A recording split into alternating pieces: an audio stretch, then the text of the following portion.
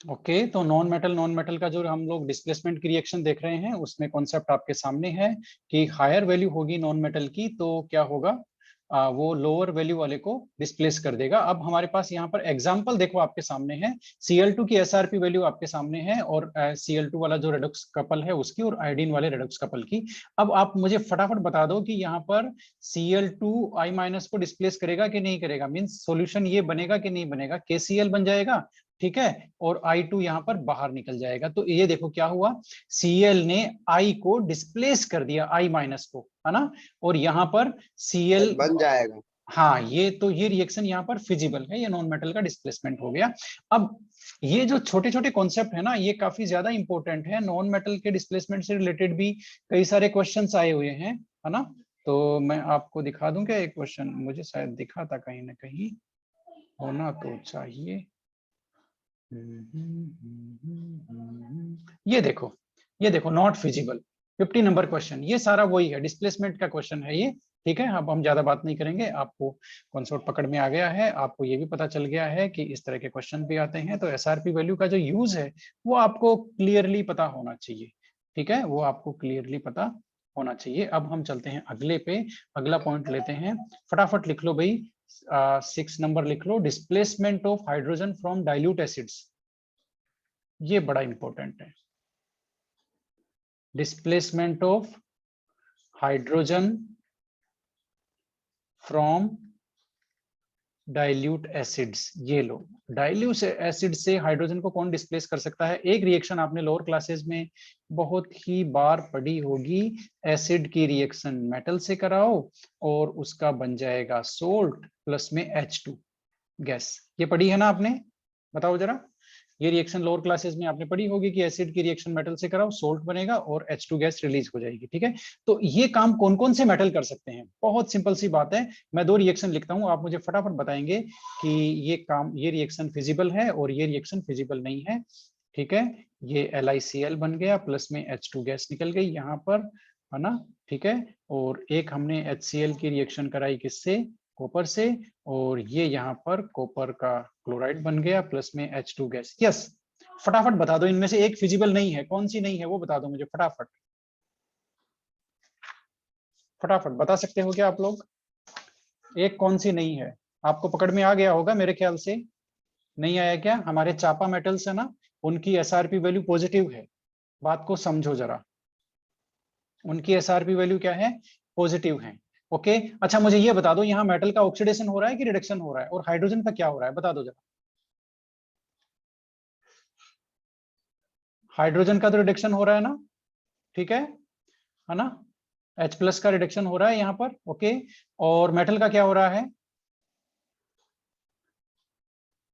Metal का oxidation हो रहा है, देखो यहाँ पर Li+ और यहाँ पर Cu+ है, इसमें दोनों केसेस में, ठीक है ना, तो ये मेटल का हो रहा है ऑक्सीडेशन। अब ये सिचुएशन कब होगी, देखो मेटल का ऑक्सीडेशन कब होगा, यानी कि मेटल क्या बनाएगा, एनोड, और एनोड कब बनता है, जब उसकी एसआरपी वैल्यू क्या होती है, कम, बात समझ में आई, ठीक है। तो लिथियम के केस में हाइड्रोजन की एसआरपी वैल्यू ज्यादा है, इसलिए हाइड्रोजन वाला जो है उसका रिडक्शन होगा, तो ये हो भी रहा है और ये बात सही है। लेकिन कॉपर के केस में कॉपर की एसआरपी वैल्यू है वो पॉजिटिव है, तो कॉपर और हाइड्रोजन को कंबाइन कराएंगे तो किसका रिडक्शन होना चाहिए, बताओ जरा, किसका रिडक्शन होगा कॉपर और हाइड्रोजन में, बोलो, बता भी दो, एक तो H+ है ना, ठीक है, और एक कॉपर है, ओके, तो किसका रिडक्शन होना चाहिए, Cu का रिडक्शन होगा या हमारे H+ का रिडक्शन होगा, बताओ। चलो ये दोनों है, Cu+ है और H+ है, किसका रिडक्शन होगा पहले, किसकी रिड्यूस्ड फॉर्म ज्यादा स्टेबल है, बताओ। चलो इनका वो देख लेते हैं, रिडक्शन पोटेंशियल देख लेते हैं, हाइड्रोजन वाले का क्या है अभी आपको समझ में आएगा, ये है हाइड्रोजन हमारा और ये है 0.0 वोल्ट, और ये स्टैंडर्ड इलेक्ट्रोड पोटेंशियल है Cu, यहाँ पर क्या लिया है हमने, चलो इसको Cu2+ ले लेते हैं ताकि ये ठीक है, ये यहाँ पर इसको Cu2+ ले लेते हैं, तो ये हमने Cu2+ / Cu, ठीक है, 0.36 वोल्ट। ओके, अब बताओ इन दोनों को कंबाइन करेंगे तो रिडक्शन कहां पर होना चाहिए? जिसकी रिडक्शन पोटेंशियल की वैल्यू ज्यादा है वो हमारा कौन है? कॉपर। Yes, very good. तो कॉपर का रिडक्शन होगा तो हाइड्रोजन का यहाँ पर ऑक्सीडेशन होना चाहिए, और ये जो रिएक्शन है उसमें हाइड्रोजन का रिडक्शन हो रहा है ना, इसलिए ये रिएक्शन फिजिबल नहीं है।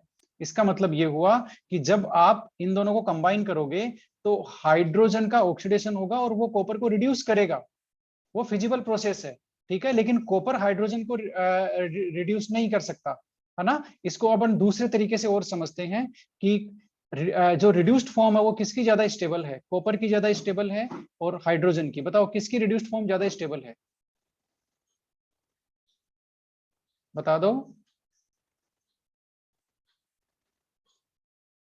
अरे रिड्यूस्ड फॉर्म किसकी ज्यादा स्टेबल है?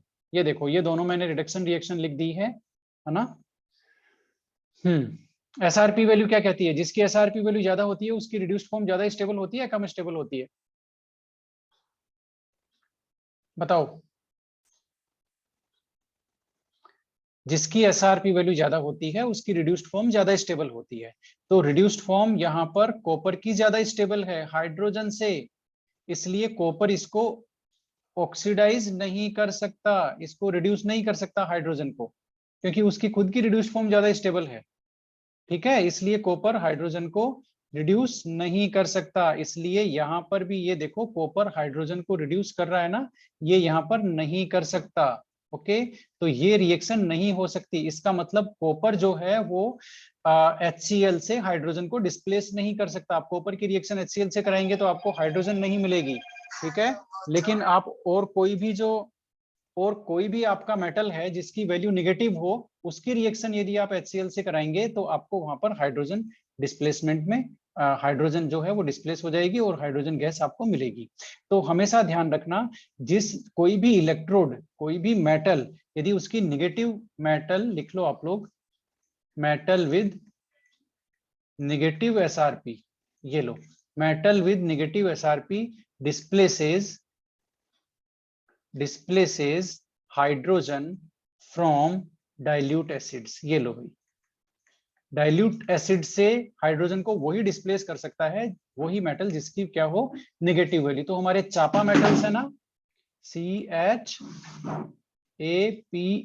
ये जो चापा मेटल्स हैं ये आपके हाइड्रोजन को डिस्प्लेस नहीं कर सकते। आप लोग लिख सकते हो, can not displace H2 from dilute acids. ठीक है, क्यों? Because SRP is equal to positive और ग्रेटर देन हाइड्रोजन। इनकी SRP ग्रेटर देन हाइड्रोजन होती है, तो इनका रिडक्शन होगा ना, H2 का रिडक्शन थोड़ी होगा। ओके, ठीक है ना। कहीं से भी कोई हाँ ना की आवाज आ नहीं रही है, और या मैं सुन नहीं पा रहा हूं? एक बार कोई बोलना कुछ भी। ओके ओके ओके, ठीक है। अब देख लेते हैं अगला, डिस्प्लेसमेंट फ्रॉम। यस, तो ये कुछ इंपॉर्टेंट एप्लीकेशंस थे, देखो, है ना, इलेक्ट्रोकेमिकल सीरीज के ये कुछ इंपॉर्टेंट एप्लीकेशंस थे। अब हम लोग कुछ प्रीवियस ईयर के क्वेश्चंस ले लेते हैं, ओके, है ना। एक और देख लेते हैं, चलो इसी बात पे एक और देख लेते हैं भाई। ठीक है, एक आपकी देख लेते हैं, ये कौन सी हो जाएगी, नंबर 8 हो जाएगी क्या ये? Okay, predicting thermal stability of oxides, फटाफट लिख लो। Predicting thermal stability of oxides. ठीक है, अब इनकी इनकी जो ऑक्साइड्स होते हैं इनकी थर्मल स्टेबिलिटी, अब देखो बहुत सिंपल सी बात है, आप इसको समझ जाओगे ना तो आप इसको एंजॉय कर सकते हो। ठीक है ना। तो आप लोग फटाफट लिख लो, फटाफट लिख लो। Greater is the electropositive, lower is the reduction potential. फटाफट लिख लो, मैं जो लिख पा रहा हूँ वो, lower the reduction potential SRP, lower the reduction potential, greater is the electropositive character।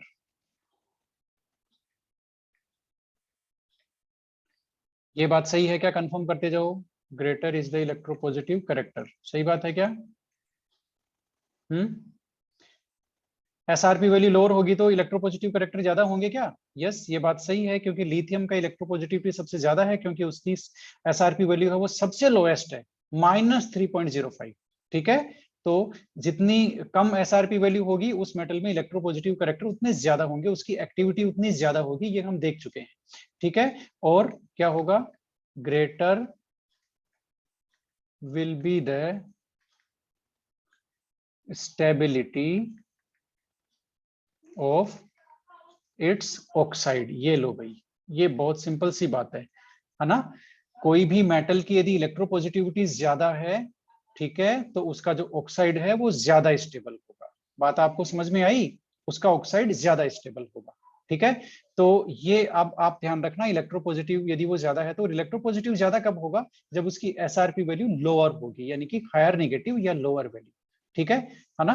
तो जितनी कम एसआरपी वैल्यू होगी उतनी ही इलेक्ट्रोपॉजिटिविटी ज्यादा होगी, उतनी उसकी एक्टिविटी ज्यादा होगी, उतनी ही उसके ऑक्साइड की स्टेबिलिटी ज्यादा होगी। अब मैं आपके सामने दो ग्रुप लिख रहा हूं ऑक्साइड्स के। एक मैंने लिखा है Li2O, दूसरा लिखा है CaO, तीसरा लिखा है MgO मैग्नीशियम ऑक्साइड, और फोर्थ लिखा है मैंने Al2O3। ये सारे के सारे स्टेबल ऑक्साइड्स हैं। देखो अब आप लोग ऑटोमेटिकली लॉजिक समझ जाओगे, ये सारे के सारे स्टेबल ऑक्साइड्स हैं। ठीक है, स्टेबल ऑक्साइड कौन से हैं भाई? क्योंकि इनकी एसआरपी की वैल्यू लोअर होती है। ये सब के सब क्या होते हैं? ऑल हैव हायर नेगेटिव, इसको कैसे बोल सकते हैं, चलो लिख लो, लोअर एसआरपी और हायर नेगेटिव एसआरपी। सही बात है ना? हायर नेगेटिव बोल सकते हैं या लोअर एसआरपी बोल सकते हैं। ठीक है, इसलिए इनका डिकम्पोजिशन नहीं होता है, hence no decomposition on heating. Heating करने पर इनका डिकम्पोजिशन नहीं होता। ठीक है, इनकी इलेक्ट्रोपॉजिटिविटी एक्टिविटी ज्यादा है। सेकेंड ग्रुप ले लेते हैं आपका एजीओ, ठीक है, और आपका HgO, है ना? Ag का ऑक्साइड और Hg यानी कि मर्क्यूरी का ऑक्साइड। ठीक है, डिकम्पोजेज ऑन हीटिंग। ये लो भाई, ये आपका एक फैक्ट है कि ये डिकम्पोजेज ऑन हीटिंग, ये हीटिंग करने पर डिकम्पोज हो जाते हैं। ठीक है, इसका मतलब ये क्या हुए? ये लेस स्टेबल हुए। कोई बात नहीं, लेस स्टेबल है तो ठीक है। क्यों है भाई? क्योंकि ये जो दोनों मेटल हैं आपके, ये क्या है, इनकी जो एसआरपी वैल्यू होती है वो पॉजिटिव होती है। पॉजिटिव लिख लो या ग्रेटर वैल्यू लिख लो, है ना? तो ये इस तरह से है, जैसे आपका जो Ag2O है, Ag2O है, ये जो Ag2O का डिकम्पोजिशन का रिएक्शन भी है हमारे सामने, जैसे हमने गर्म किया 2Ag प्लस में हाफ O2।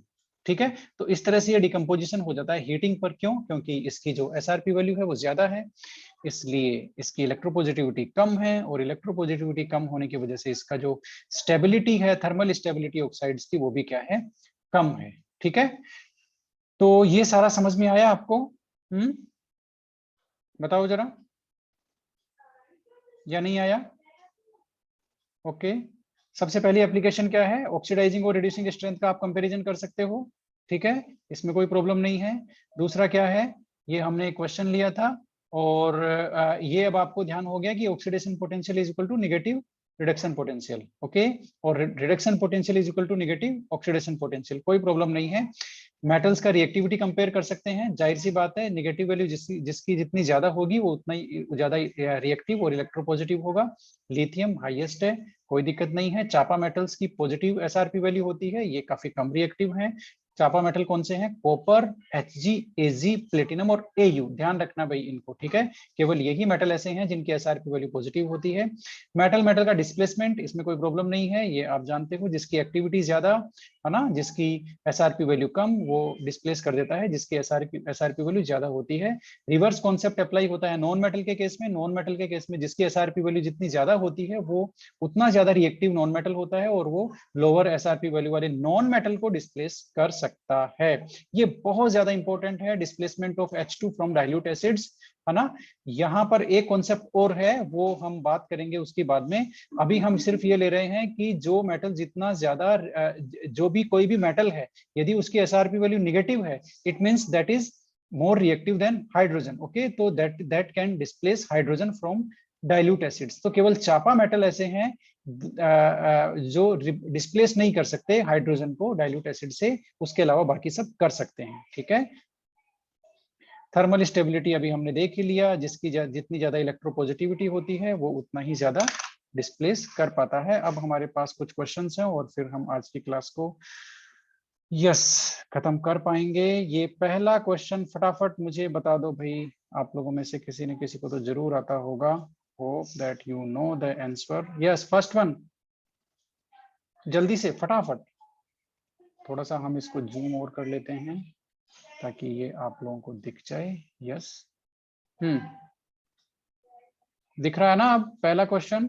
ये लो, इससे ज्यादा क्या होगा और बता दो। सी इलेक्ट्रोलाइटिक सेल की तरह कब काम करता है भाई इलेक्ट्रोकेमिकल सेल? मतलब वो रिवर्स कब हो जाएगा? जब हम एक्सटर्नल जो लगाएंगे ना, वो सेल का जो आउटकम है उससे ज्यादा हो, ईएमएफ से ज्यादा हो। यस, तो ये जो है हमारा सेल पोटेंशियल, इससे एक्सटर्नल पोटेंशियल यदि ज्यादा होगा तो वो काम करने लग जाएगा। ए सिचुएशन में तो सेल काम ही नहीं करेगा, ठीक है ना। इस सिचुएशन में भी सेल काम नहीं करेगा। ओके, और जब सेल का जो ईएमएफ है वो ज्यादा होगा एक्सटर्नल से, तो सेल फॉरवर्ड डायरेक्शन में काम करेगी, जो रेडॉक्स रिएक्शन है। बैकवर्ड डायरेक्शन में कब काम करेगी? सी, यानी कि सी सिचुएशन में इलेक्ट्रोलाइट की तरह काम करेगा सेल। इसमें कोई डाउट नहीं होना चाहिए। ये नंबर 2 आप 2020 में आया हुआ है, इसको आप कर सकते हो आराम से। कोई भी डिफरेंस ले सकते हो, देखो नेचर का डिफरेंस ले लो, सोल्ट ब्रिज इलेक्ट्रोलाइटिक में जरूरत नहीं पड़ती है, इसमें जरूरत पड़ती है, कई सारे डिफरेंसेस हैं। ठीक है, इनके मेन काम का ले सकते हो डिफरेंस, कि ये केमिकल एनर्जी को इलेक्ट्रिकल में कन्वर्ट करता है, ये इलेक्ट्रिकल को केमिकल में कन्वर्ट कर सकता है। कैथोड एनोड की नेचर का काम में ले सकते हो कि इसमें कैथोड पॉजिटिव साइन होता है, उसमें कैथोड पे नेगेटिव साइन होता है, इस तरह से। ठीक है, यस, इलेक्ट्रोकेमिकल सेल को डिफाइन करना है। What happens if external potential applied becomes greater than, ये लो भाई वही बात वापस 2 बार आपके आ गई है, 19 में और 16 में, है ना। सेम क्वेश्चन जो कब आया है 2020 में। ये देख लो, ये कॉन्सेप्ट काफी ज्यादा इंपॉर्टेंट है, जो हमने 3 सिचुएशंस ली थी ना। ये टॉपिक कौन सा था, किसी को ध्यान में है? Daniell cell as reversible cell, यही था क्या टॉपिक वो? बता दो, जिसमें हमने ये फाइंड आउट किया था कि डेनियल सेल रिवर्सिबल है या नहीं है। तो डेनियल सेल रिवर्सिबल निकला था क्योंकि वो तीनों कंडीशंस को फुलफिल कर रहा था। Okay, yes, represent the galvanic cell. Galvanic cell को रिप्रेजेंट आप कर सकते हो, रिप्रेजेंटेशन का मेथड है वो आपको बताया हुआ है। What is the necessity to use a salt bridge? इसका भाई 2-3 फंक्शन, एक तो याद ही रखना है आपको, सेल का सर्किट कंप्लीट करता है। सेकंड, आपको हमेशा ध्यान रखना है इलेक्ट्रिकल न्यूट्रलिटी मेंटेन करता है सेल की। ये 2 हमेशा ध्यान रखने हैं आपको, ये तो आपको याद भी रहेंगे मेरे ख्याल से। तीसरा इसका लिक्विड लिक्विड पोटेंशियल का आता है ना। और फोर्थ आता है डायरेक्ट डिफ्यूजन को ये प्रिवेंट करता है ना। तो ये इसके फंक्शन हैं। अब ये देखो, ये बड़ा इंटरेस्टिंग क्वेश्चन है, 6th क्वेश्चन। इसको देखा क्या आप लोगों ने? बड़ा इंटरेस्टिंग क्वेश्चन है, मैं बताता हूं ये कैसे होगा। इन्होंने पूछा क्या है, 2 half reactions of electrochemical cell. 2 half reactions दी हुई है ना। Construct the redox equation from the standard potential of the cell. Predict if the reaction is reactant forward और प्रोडक्ट फॉरवर्ड फेवर्ड। यस, ये तो भाई थोड़ा सा इसने कॉन्सेप्ट को यूज किया है और कुछ इसमें अलग भी लग रहा है। और अब मुझे एक बात बताओगे आप लोग, ये जो रिएक्शन है नंबर 1, ये रिडक्शन रिएक्शन है या क्या है? बताओ, रिडक्शन रिएक्शन है या ऑक्सीडेशन? नंबर 1 जो मैं लिख रहा हूं, नंबर 1 रिडक्शन है या ऑक्सीडेशन है? सर ऑक्सीडेशन है। नहीं, ये रिडक्शन है। देखो, Mn का ऑक्सीडेशन स्टेट यहाँ पर क्या है? MnO4 माइनस है ना। ध्यान से देखो, इसका मतलब है Mn का ऑक्सीडेशन स्टेट है +7। +7 में ये 5 इलेक्ट्रॉन ऐड होकर के वो +2 में कन्वर्ट हो रहा है, तो ये जैसे रिडक्शन हो रहा है। Mn का रिडक्शन हो रहा है। सेकंड में क्या हो रहा है? सेकंड रिएक्शन में क्या हो रहा है? ये साफ ऑक्सीडेशन रिएक्शन है। और ऑक्सीडेशन रिएक्शन है तो ये जो पोटेंशियल दिया हुआ है that is oxidation potential. Yes, if this reaction is oxidation reaction, okay, then the given potential is also oxidation potential. बात को समझो, इसीलिए इन्होंने कहीं भी यहाँ ये नहीं लिखा कि ये आपको हम रिडक्शन पोटेंशियल की वैल्यू दे रहे हैं। बात समझ में आई? ठीक है, स्टैंडर्ड पोटेंशियल बोला इन्होंने। ओके, अब और ये जो है, ये जो नंबर 1 वाला है, ये आपका रिडक्शन पोटेंशियल ही है। तो अब आपको बेसिकली पहले तो एक सेल रिएक्शन फॉर्म करनी है, सेल रिएक्शन बनानी है आपको, ठीक है। और सेल रिएक्शन बनाने के बाद में आपको क्या बोलते हैं, ये बताना है कि वो फिजिबल रिएक्शन है या नहीं है, ठीक है। तो आप जरा इसको, हम लोग एक काम करते हैं, इन दोनों को हम लोग लेके चलते हैं उधर और इसकी सेल रिएक्शन बना के देखते हैं, सेल रिएक्शन कैसे बनेगी। यस, हमारे पास ऑप्शन है क्या, यहाँ पर देखते हैं। एडिट में गए, ये क्या हुआ भाई, समथिंग इज हैपेंड। वापस यहीं आते हैं, कहाँ थे हम लोग, प्रीवियस ईयर की शीट में थे और वो कहाँ गई, CBSE PYQ। यस, एडिट में गए, कोशिश करते हैं इसको वहां लेके चलने की। Yes, hope it will be there. Okay, ठीक है। अब सबसे पहले मैं सेल रिएक्शन बना रहा हूं भाई इनकी, आप अच्छी तरह से देखना हाउ कि मैं सेल रिएक्शन ये कैसे बना रहा हूं, ठीक है।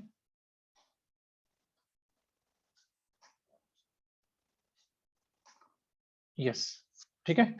अब इसमें ज्यादा कुछ करने का है नहीं, देखो, है ना, मेरे ख्याल से आप लोग इसको बहुत आसानी से बना लोगे। ये तो रिडक्शन पोटेंशियल की, इनकी सबसे पहले रिडक्शन पोटेंशियल की वैल्यू निकालते हैं। इसकी तो ये गिवन है, ठीक है। इसकी ऑक्सीडेशन पोटेंशियल की वैल्यू ये है, तो इसकी रिडक्शन पोटेंशियल की वैल्यू क्या होगी, बताओ जरा। ठीक है, वो क्या होगा, -0.15 वोल्ट, राइट, यही होगा रिडक्शन पोटेंशियल, ये ऑक्सीडेशन पोटेंशियल है। तो ठीक है, अब हमारे लिए इस वैल्यू का कोई यूज नहीं है, अब हम इस वैल्यू का यूज लेंगे रिडक्शन पोटेंशियल का। अब ये दोनों रिएक्शन हमारे पास है, ठीक है, रिडक्शन पोटेंशियल और ऑक्सीडेशन पोटेंशियल। अब इनको यूज करते हुए आप मुझे ये बताओ, एनोड कौन सा बनेगा, कैथोड कौन सा बनेगा, बताओ फटाफट। इन दोनों वैल्यूज को यूज करना है, ये माइनस में है और वो प्लस में है। तो mn वाला बनेगा कैथोड, क्योंकि उसकी रिडक्शन पोटेंशियल की वैल्यू ज्यादा है। आपको सेंटेंस याद रखना है यहाँ पर कि जिसकी रिडक्शन पोटेंशियल की वैल्यू ज्यादा, वो उसका रिडक्शन होता है और वो कैथोड का काम करता है, ठीक है। तो Mn वाला कैथोड का काम करेगा और ये जो Sn वाला है ये एनोड का काम करेगा, इसका होगा ऑक्सीडेशन। ओके, अब इनसे हमें नेट सेल रिएक्शन बनानी है। नेट सेल रिएक्शन जब भी ध्यान रखना, इलेक्ट्रॉन के नंबर में डिफरेंस हो, ये देखो यहाँ 5 इलेक्ट्रॉन है और यहाँ 2 इलेक्ट्रॉन है, तो हमें सबसे पहले नंबर ऑफ इलेक्ट्रॉन बैलेंस करना होगा। नंबर ऑफ इलेक्ट्रॉन कैसे बैलेंस करेंगे, ये जो नंबर 1 रिएक्शन है, नंबर 1 रिएक्शन है आपकी, उसको मल्टीप्लाइड बाई 2, तो ये आ गया आपका 10 इलेक्ट्रॉन। और नंबर 2 जो रिएक्शन है उसको मल्टीप्लाइड बाई 5 और ये आ गया आपका 10 इलेक्ट्रॉन। बात सही है क्या, देखना जरा। सेकंड रिएक्शन को आप 5 से मल्टीप्लाई करेंगे तो 10 इलेक्ट्रॉन हो गया, फर्स्ट रिएक्शन को आप 2 से मल्टीप्लाई करेंगे तो 10 इलेक्ट्रॉन हो गया, ठीक है। तो इस तरह से सबसे पहले आपको नंबर ऑफ इलेक्ट्रॉन बैलेंस करना होता है। अब आप इनको ऐड कर सकते हैं, कैसे ऐड करेंगे, बहुत सिंपल सी बात है। सबसे पहले लिया आपने MnO4 माइनस, प्लस लिया आपने 8H प्लस, 10 इलेक्ट्रॉन कट जाएंगे, आपका ये हो गया 5Sn2 प्लस, इधर ये एरो Mn2 प्लस, प्लस में 4H2, इसके प्रोडक्ट हो गए। अब उसके प्रोडक्ट लिख देते हैं Sn4 प्लस, ये लो भाई, इसका ये हो गया ऑक्सीडेशन, ये हमारा एनोड है, और इसका ये हो गया Mn का, यहाँ पर ये लो, ये हो गया रिडक्शन, ये हमारा कैथोड है, ठीक है। तो अब ये तो बात हमने नेट सेल रिएक्शन तो बना ली। अब ये बताओ, ये रिएक्शन प्रोडक्ट फेवर्ड है या क्या है, बताओ जरा, कैसे बताओगे, बताओ, ये रिएक्शन फॉरवर्ड डायरेक्शन में होगी या बैकवर्ड डायरेक्शन में, प्रोडक्ट फेवर्ड है या रिएक्टेंट फेवर्ड है। इसके लिए आपको ये रिएक्शन, ये जो फॉर्मूला है ये यूज लेना पड़ेगा, इसका जो EMF है वो निकालना पड़ेगा, कैथोड माइनस एनोड, और वो करोगे तो वो पॉजिटिव आना चाहिए, यदि वो पॉजिटिव आता है तो हो गया। कैथोड क्या है आपका 1.51 है क्या, माइनस माइनस माइनस 0.15, क्या वैल्यू आई भाई, बताना जरा। 1.66 वोल्ट, तो ये पॉजिटिव की वैल्यू आएगी कि नेगेटिव की, पॉजिटिव, पॉजिटिव क्या है? इसका मतलब ई सेल पॉजिटिव है, ई सेल पॉजिटिव है, इसका मतलब ये सेल बन सकता है, ये रिएक्शन फॉरवर्ड डायरेक्शन में प्रोसीड होगी, यानी कि ये रिएक्शन प्रोडक्ट फेवर्ड है। तो दो चीजें इसने पूछी थी, एक तो नेट सेल रिएक्शन डिजाइन करो, नेट सेल रिएक्शन लिखो, ठीक है, और दूसरी उसने पूछी थी कि ये प्रोडक्ट फेवर्ड है या रिएक्टेंट फेवर्ड है। तो ये जो रिएक्शन हमने ऊपर लिखी है वो प्रोडक्ट फेवर्ड है, क्यों? क्योंकि इसके लिए ई सेल की वैल्यू, ईएमएफ की वैल्यू क्या है यहाँ पर, पॉजिटिव है ना। और ये बात हम पढ़ चुके हैं कि कोई सेल कब काम करता है, जब तक उसकी ईएमएफ की वैल्यू क्या रहती है, पॉजिटिव। जैसे ईएमएफ की वैल्यू 0 तो वो सेल काम करना बंद कर देता है। और जब भी आपका जो डेड सेल है ना, घर में आप कहते हो ये बैटरी खत्म हो गई भाई, रिमोट का जो बैटरी है वो चेंज करो, इसका मतलब उसका ईएमएफ कितना हो गया, बताना जरा। आपको कोई पूछे ये डेड सेल है, इसका ईएमएफ कितना है बोल करके, 0 0, सर उसका ईएमएफ 0। जीरो। ठीक है, आप जब जो लाते हो उसके ऊपर लिखा रहता है वो उसका ईएमएफ होता है, और उसके बाद उसका ईएमएफ डाउन होता रहता है बेचारे का, और फाइनली वो 0 हो जाता है, और वो 0 हो जाता है तो गेम खत्म हो जाता है। ठीक है ना? Okay, yes. अब आपका यहाँ पर भी देख लो, ये डेनियल सेल के बारे में पूछा है, what will be the cell reaction, लिख सकते हो, what will be the standard electromotive.